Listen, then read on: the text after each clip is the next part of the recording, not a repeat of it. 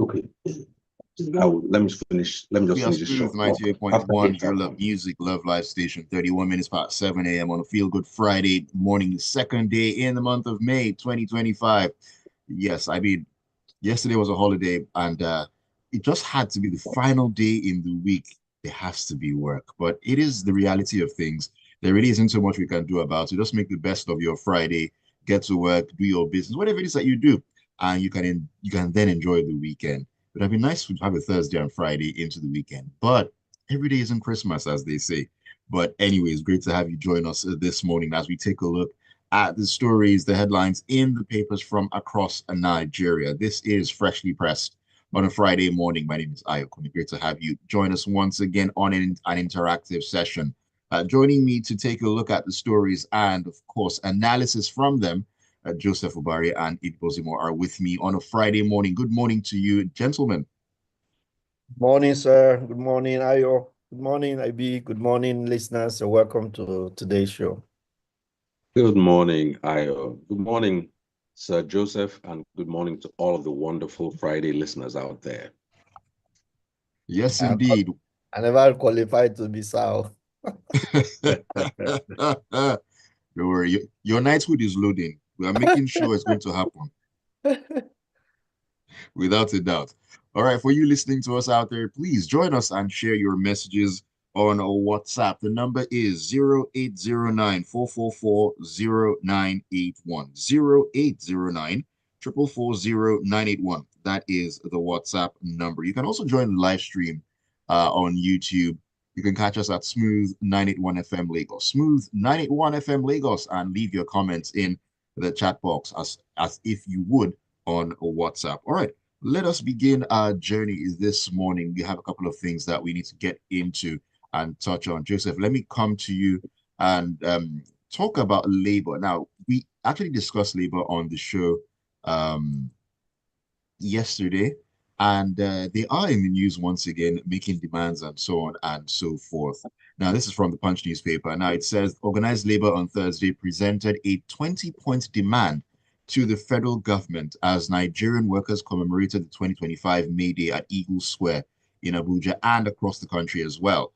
Now, among other things, the Nigerian Labour Congress and Trade Union Congress asked for tax cuts, better retirement packages, reversal of the emergency declaration in Rivers State, salary adjustment, withdrawal of tax bills, reduction of telecommunication and tariffs from 50% to 35%, and the upward review of retirement age to 65 years for all categories of civil servants. Now, this was presented by the NLC president, Joe Ajaero, during the event in Abuja. I mean, 20 points demand, 20-point demand that has been made by by the NLC. I can see Joseph smiling already.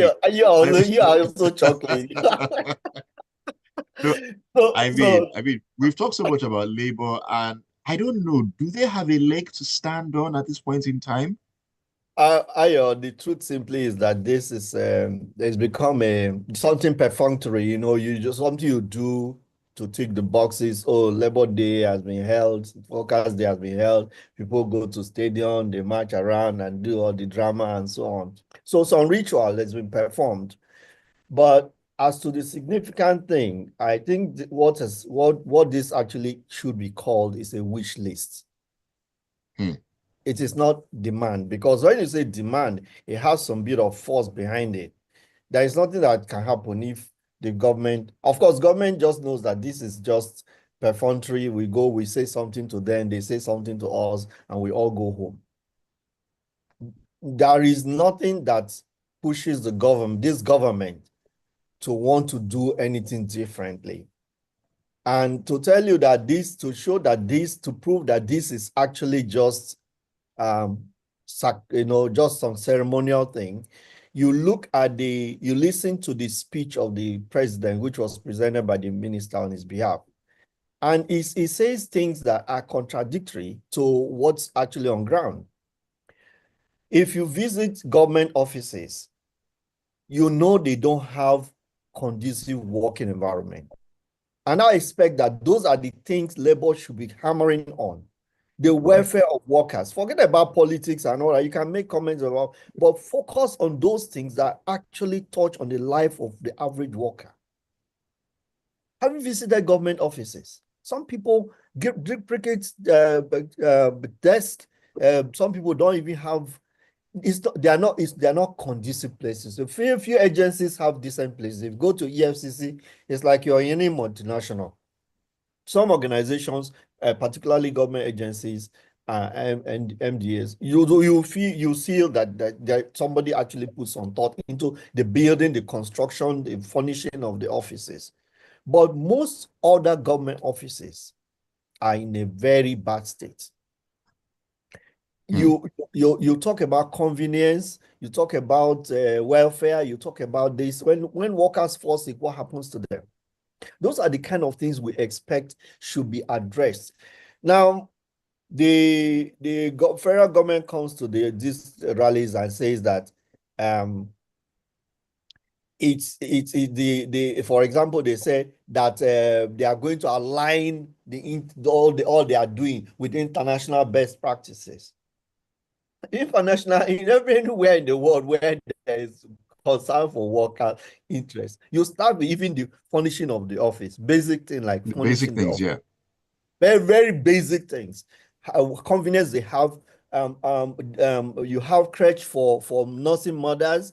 You ensure that the nursing mother is not separated from her child. Those are the kind of things. Decent hospitals that workers can attend. Those are the things. So you find that the government is simply just, and it's like everybody is just, yeah, let's do it for sure. Every May 1st, we all go out, file out, workers come, we stand before them, they read all this long list of whatever they wish, and then nothing happens at the end of the day. I quote the minister, he says, that's president's speech, he said, on our part as government, we will continue to strengthen labor protections, improve job security, and ensure fair treatment of all workers in line with international best practices. Where is that happening? Very interesting and lofty aspirations there, Joseph. Yeah. But so it's all like just a drama. Well, of course, and it goes nowhere, you know. And and for me, I feel very sad that NLC is just clawing at many things, so many things here and there. Reverse the state of emergency in Rivers State. This, that.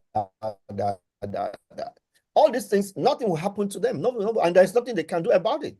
So it's disheartening that we want to have labor that is focused, that actually is driven by some deep thoughts, and it expresses itself in their actions and the utterances and whatever they are saying. Or AB. I would say, just looking at the larger world, the way labor is at the heart of what's going on with this whole world tariff system. And to hear that NLC is coming to have a conversation that is not centered on what is the meaning of labor and what is the meaning of work. What does it mean to be a worker? Must it be that you're in a factory? Is it remote? Is it technology? How do we develop the labor force to be contemporary and able to handle 21st century issues? Hearing some of these diversionary things, I won't say I'm disappointed in labor because I never had any appointment with them. But, I just find them all over the place with no focus on what it truly means to provide a labor force for a nation, or indeed for a world distributed as labor can be right now. People can stay in one place and work elsewhere. How are we preparing our workers to be able to tackle that kind of world? But we're here talking about retirement age and all that. Important nonetheless, but labor does not seem to be forward-looking, is what I'm saying. So just let me one very critical part. Do you know that the worker who works for private companies, they are worse off than government workers? Those who do security work, all those kind of working for people in factories and so on, domestic personnel, Who is speaking for them? These are the questions. For them. How can we make sure that employers are held accountable for this category of people? Labor is the organization that should be championing that and ensure that those rights of those people are protected equally. Because even though they are non-unionized most of the time, they are unionized. Some of them, like security personnel, those who work for private security companies, for example, Right. are they covered? You know how much they pay them? Some of them they are paid less than 30,000 naira. Ridiculous amounts. I've actually heard stories, at least in the private security sector. It's ridiculous and very, very saddening things that happen in that regard. A lot needs to be done, most definitely. All right, AB, let's get into the world of education. Nelfund are in the news once again. They've been in the news quite a bit recently, and the beat goes on that front. Now, this is going to be, let me just say, a two-parter, and I think you know what it is that I mean. Well, let's begin from the point of view, let's begin from the point of view of the, sorry, hold on a minute. I think it's the Guardian, if my memory serves me correctly. I'm looking at it right now. I will begin in the Guardian newspaper. Yes, in the Guardian newspaper. And this story talks about the Independent Corrupt Practices and Other Related Offences Commission, that's ICPC, has commenced a comprehensive investigation into alleged discrepancies surrounding the disbursement of student loans under the Nigerian Education Loan Fund, that's NELFund. Now, this action follows a recent media report alleging that no fewer than 51 tertiary institutions were implicated in illegal deductions and exploitation related to the NELFund scheme. These institutions were alleged to have made unauthorized deductions ranging from 3,500 naira to 30,000 naira from each student's institutional fees received through the loan fund. We talked about this last week, these particular issues that came up. Now we're here. Now, AB, I want to let you get into this and then take us into the other part of the story. Interesting story. It is. Now, first of all, anything that has to do with education, to me, should be the primary focus of any responsible authority, whether federal or state. And NELFund was ostensibly set up to give loans to students to help them with tuition, books, and some of the upkeep. As far as I'm concerned, we should not be giving loans to students. We should be providing grants, if anything. Grants maybe to encourage them to study courses that may help in national development and so on. Because why are we giving loans to students and literally granting a political class money that wastes Nigeria's resources? In my view, that's a wrong priority. Now, this story is very numbers rich, and it's one of those that you need to see yourself to kind of put things in place. But the screaming headline was, there is diversion of 20-something odd billion if 100 billion has been released and 71 billion is diverted. So you see that headline and you're like, wow, that's just goes straight to the normal expectation. But when you now go closer, you find that there are some things I felt were significant in the story. One, they're talking about how some institutions have allegedly made unauthorized deductions from 3,500 to up to 30,000 from students' fees and so on. And I asked myself, on a good day, in decades, it's very rare for your normal bank account to have such strange transactions. Why are we not using the existing infrastructure that exists in our financial system? Is NELFund trying to set up a separate thing? Because normally you can't deduct from somebody's account without some specific authorization. Then they went further to say 100 billion has been released, but only 28.8 billion disbursed to students, leaving an unaccounted sum. So they now sent out letters to the various people, and they have now confirmed in the second part of the story that, oh, my bad, as Brother Shaggy would say. Actually, we had a typographical error, that we were supposed to have put the word not. There is not a case of financial malfeasance. Apparently, this paragraph went out and the missing word not created an erroneous impression of the discrepancy or diversion. Fair enough, they have called the various directors and other participants in the Health Fund scheme, and they have found that there is, while the monies that have gone out can be accounted for, they do want to find out more about those who have received it. Are they receiving it properly? What I'll even say that even in the second story, they talked about how money has been diverted, has been distributed since March 2023. And that rang an alarm for me. When was NELFON formed? Was 2024. So even in their correction, they are making another error. You see, for people who are supposed to be in charge of financial, which has to do with numbers, I think there's a bit of sloppiness going on right now with the ICPC. Yes, when you heard about that potential diversion, it almost fell into the expectation, but that's not the case at all. It's a case of simply not cross-checking your information or not doing enough investigation first. This kind of thing that we've seen before with the EFCC, all these trials by media. I think the best practice for doing things like this is to do your thorough investigation, get your facts, check them twice, and then send out indictments. Because to be honest, just this headline was of zero effect whatsoever. So what if it was actually true? There was no force of law behind it. You're announcing an investigation. Just do the investigation by all means. And then when you find out the people who are maybe involved or you exonerate them, then you now narrow yourself down to only those who should actually be addressed. But I just feel the Nigerian Association, the Nigerian Association, National Association of Nigerian Students have raised concerns. And my underlying concern is, why are we saddling students with debts while they're in school that they will now come out of school and be struggling to handle? I believe the best way to have spent money would have been to hand those monies over to the institutions to make sure that the students can study and stop wasting money on the political class. If you want to give a loan, give a loan to a politician to buy that his bulletproof Jeep and deduct it from source, not the other way around. And we overpay our politicians anyway.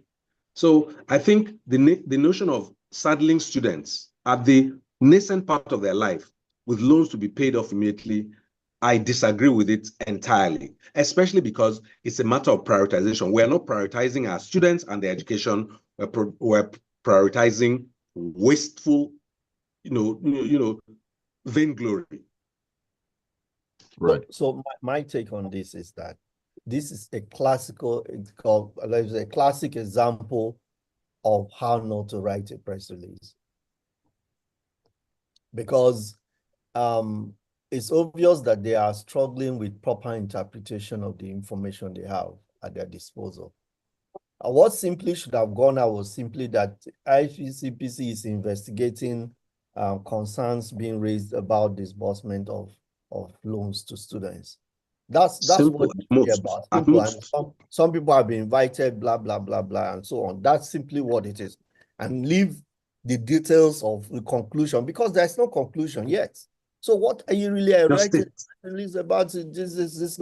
And there's some contradiction, because while they were saying that 21 point something billion have been disbursed, in other part of the story, they also say total amount disbursed so far is 44 billion. I mean, the story is all over the place and going nowhere. No absolute sense at all to be writing this kind of press release. And just shows the sloppiness, like the word that they use, is sloppiness on the part of people.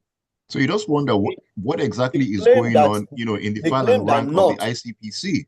Sorry? I was like, you just begin to wonder what exactly is going on in the file and rank of the ICPC. What's going on? Their processes, the clearance processes for releases is very, very faulty. And it means that they do diligence that should have gone in reviewing press release before it goes out. Wasn't done. Otherwise, this could have been spotted. All they are doing is damage control. They claim that they omitted not. And so in fact, it just contradicts everything. Even try that damage control they are trying to do, even creates more confusion than any clarity. So let's just leave it on we get to know, like Ebi said, do your investigation, get conclusions, and then tell us what actually is going on here. All these dramas wouldn't even be necessary if you were disbursing straight into the accounts of students. Which should be if I'm taking a loan from a bank, they don't pay it to Ebi, then Ebi sends it to me. They pay directly. If you're saying that you're paying the money to institutions, or you're paying the money to institutions on behalf of students, then let us know that is what you're doing. You're paying the money to University A to cover the tuition, but this payment goes beyond simply tuition. My understanding of the loan is that it goes beyond just tuition. So it means that it's supposed to benefit. So why pass it through the university, go to the student? If your concern is that when the student gets it, they may not be able to pay, they may not remit the money to pay the institutions, then you should tidy a university. Then you should get tidy your up the systems right. Exactly. The process is think through the clearly process not carefully and do what is practical. Then we save us all of this. If you have to split the payment, this part tuition goes to university, this part goes to the student, let us know. Let it be understood. All right, let's keep the ball rolling here. Let me take a few messages before we get back into the conversation. Ajayi Oluniloa says, it's unfortunate that both the NLC and TUC has reduced labor affairs to a comedy with their shoddy approach to the real issues affecting workers. Hence, the government is no longer taking them seriously. Their new 20-point demand on Labor Day is a clear example of their gross incompetence. All right. Is it up to 20, or is that Ajayi just being tongue? No, it's 20. There are 20 it's 20. 20 point. Wow. 20 point demand. 20 point demand is what they made. Who sent in the message here? There's no name attached to it, but it says, I disagree with your guest. How is helping someone get educated? How is helping someone get educated via loans? I'm not sure what you meant by that. The loan is talking about the loan, whatever. The strategy of saddling a student with a loan instead of providing a grant, and at the same time providing a wastrel class of politicians with excess funds with which to live vainglorious lives, is what I disagree with. Not with trying to get students educated. It's important to listen to comprehend, and when you comprehend, to understand, and when you understand, to absorb. He actually further says that he feels it's a good idea, and then says the ICPC is wrong with the information, and Nelfund has come out to disregard the news. We took both parts. We took the part where ICPC said what they said, and then where they more or less rebutted what they actually said. So we talked about both sides of the matter. You're saying, please talk about Nelfund's response. Of course, Nelfund will come out to rebut that, but ICPC themselves have come out to say, as AB said, my bad. That's not what we meant to say. So we've actually treated both sides of that particular issue there. Peter Infestack says, let me see here. 3 weeks ago, Senator Ali Ndume told Nigerians that President Tinubu borrowed 13.9 trillion naira that can't be paid to any tangible project, but rather wild elephant projects. Nigerians, wake up, the APC will finish us. All right, thank you for your message there. Keep them coming on WhatsApp. Okay, Joseph, let's quickly take a look at this story coming out of the Vanguard here. The theater commander, Operation Hadinkai, Major General Abdusalam Abubakar, has warned residents of Maiduguri and its environs to desist from picking up strange particles or fragments suspected to be unexploded ordnance following Wednesday night's multiple explosions at the Giwa Barracks Armory. Now, the explosions, which rocked the city around 11:30 p.m., threw several communities into panic as residents scrambled for safety amid a series of loud bangs and visible flames. Now, this particular incident has been attributed to the prevailing high temperatures, which they said triggered the explosions. That's what the military actually has said. Now, they said, and they also said that this has become necessary to put the information out there because some fragments and unexploded ordnance were dispersed during the explosions. They may appear harmless, but could pose serious risks if actually tampered with. Again, you see, faulty communication. What you need to tell us is what you're doing to minimize such impact. Is there a sweep going on to ensure that all unexploded explosives or ordinances are being swept and taken out from the range of contact with civilians? That's what we ought to hear. Okay, so in crisis communication, you must say what has happened. You must say what you are doing to mitigate it. So I don't see that has happened. You're telling your one, yes, good to warn people, but it is more effective and more safety conscious when you are doing something to mitigate or to limit such risk that it exists. Now, the second part of it is that it means that our military did not sufficiently provide cooling for explosives. Maiduguri, I lived in Maiduguri. Sometimes the temperature hits 40. Even in Abuja here at 38, 39, it's so hot that you could virtually cook an egg. So when you are in that kind of environment, you don't just go and dump ordnance in the heat like that without proper cooling. So it's an indictment on our military that they could not properly cater for their ordinances. And it's a big shame, given all the much money that is our defense budget is one of the highest in history of this country at this time. So what is the excuse that sufficient cooling could not be provided for ordinances? The million-dollar question. It's a matter of us paying attention to detail. I know we will talk about there's no power, but for something as critical as this, which we can see has very serious consequences, you do a risk assessment. What if? And since the what if could be as dramatic as this, you make provisions for power. At this point, power is not a mystery. How to provide power is not a mystery. If you have to create captive power systems that will keep those kind of places cool, and then perhaps extend it to the rest of the barracks and so on, you do so. You can't just leave these things and say, it's not our portion. Whose portion is it? We have to be more intentional about all these things, you know? We can't just keep hoping. Hope is not a strategy for managing sensitive military, assets like that. We hope nobody was hurt in it, but we never know. We never know. Okay, AB, because of time, we'll just quickly rush through this final story here coming out of the Punch.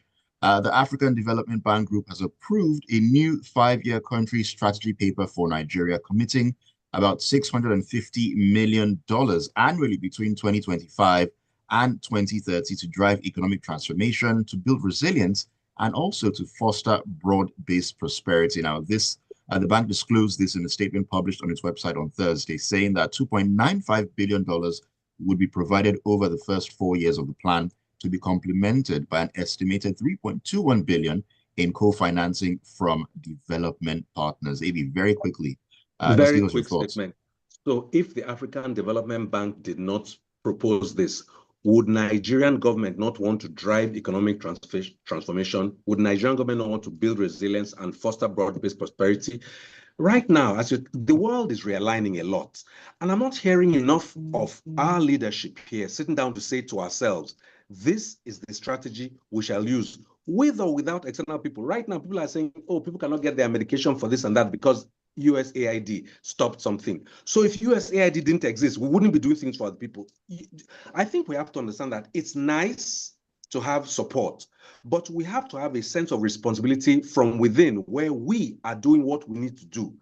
And so if the AFDB does it, when it comes, will it be directed towards those things indeed, or will it go to the normal jeeps and junkets? These are some of the questions that need further analysis. All right, let me take your messages as we wrap up on the conversation this morning. Deja Vu says, I like the analyst's perspective on cooling, but where will the power come from? The national grid, which is perpetually disturbed, It's not I our said portion. captive cooling. AB, I please said don't kill us. So. There is solar. There's abundant sunlight in the Maiduguri. especially Maiduguri, and invest once and and reap the and benefits forever. bearing in mind the sort of material being stored, the ordnance being stored, I don't think, oh, where we find the power should even come into question. I mean, You we've find seen the it. consequence of not Yeah, cooling exactly. the ordnance anyway. So that sort of thing, you bend over backwards to provide the power. Really, anything you have to do, you need to do it.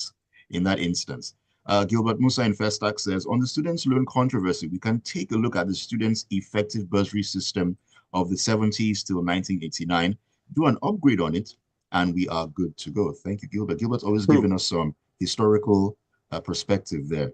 Very true. Very well done, as always. Even though my bursary was embezzled anyway. But now we have, Nigeria. at least we have biometrics. So that's why I said we can update it. Mm, Use the old upgrade, system with modern day biometrics and technology and get something nicer. Yeah. All right.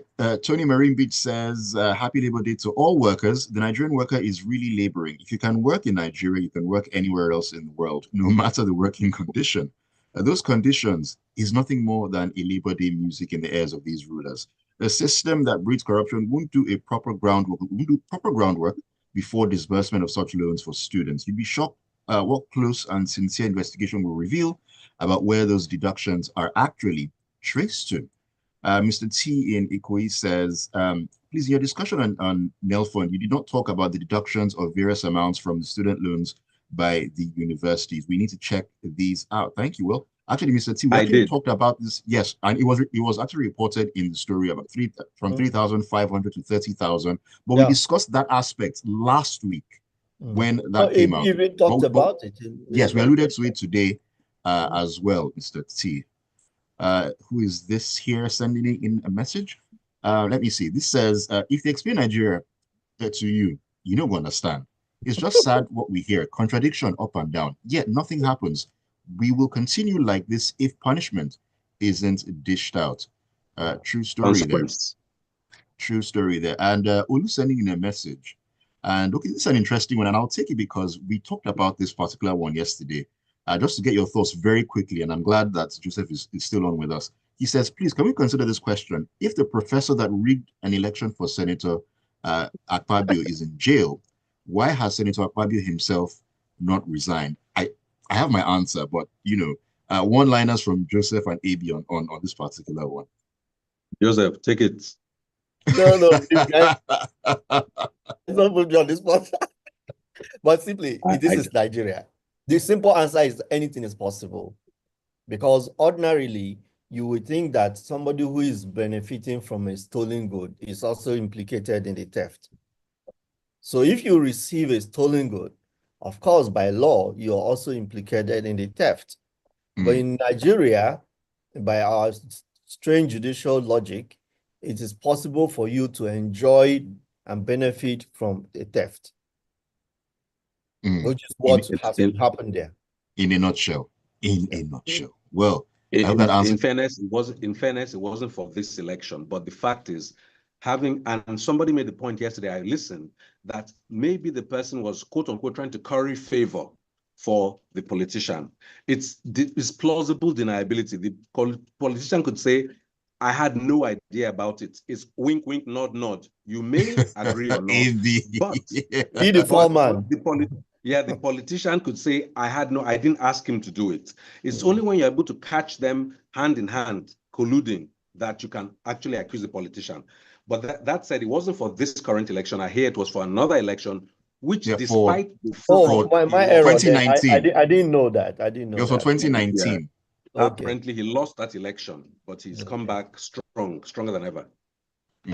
All right, we need to call it a morning on the show. Thank you so much for all the messages, and big ups to you, Joseph and AB, for joining me this Friday morning. Always a pleasure having you on the show. I'm glad Thank you, sirs. The pleasure is mine. Everyone have a wonderful, let's call it a holiday weekend after the one day off, one day on, back to 2 days off. Except for you, Ayo. Happy weekend, everybody. Ayo, stay safe and take care. Thank you so much. All right, take care of yourselves. Happy weekend. Have a great weekend. Keep it tuned to your love music, love live station Smooth 98.1. Don't go anywhere. 8:15. It's all about great sporting action. The locker room will be coming up, and those of a red side of Manchester persuasion, your shoulders should be up high. We'll talk about that and a whole lot more. Don't go anywhere.